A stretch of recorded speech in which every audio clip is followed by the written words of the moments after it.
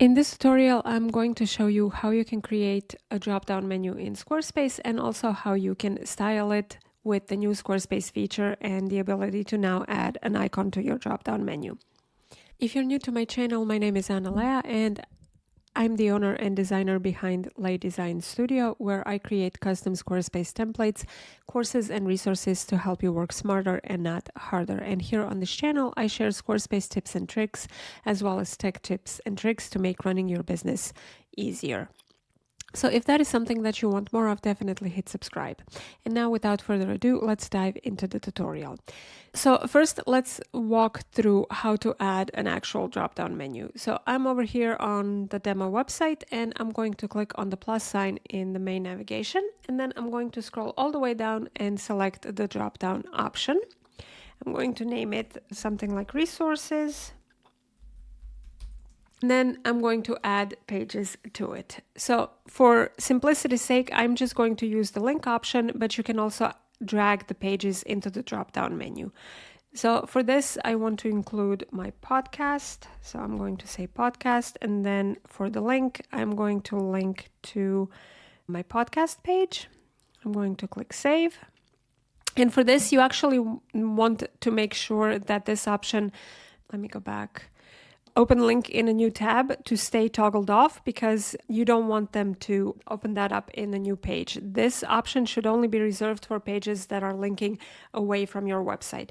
Everything that you're linking on your own website should open up in the same tab.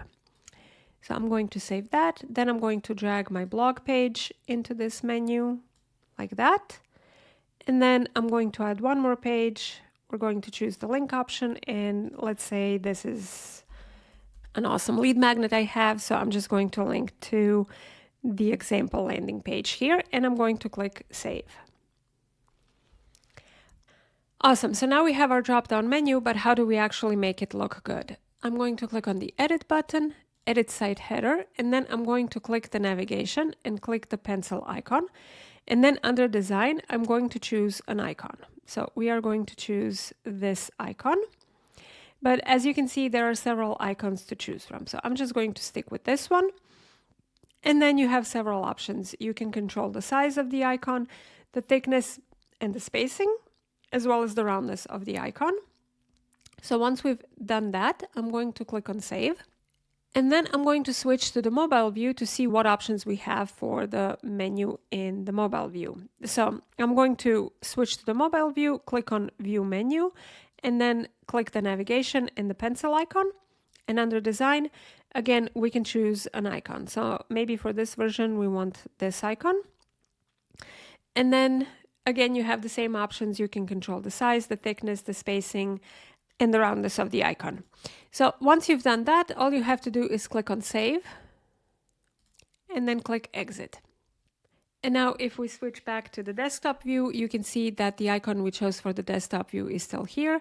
But if we switch to the mobile view, then we have a slightly different icon. So you can choose different icons for desktop view and mobile view if that's something that you want to do.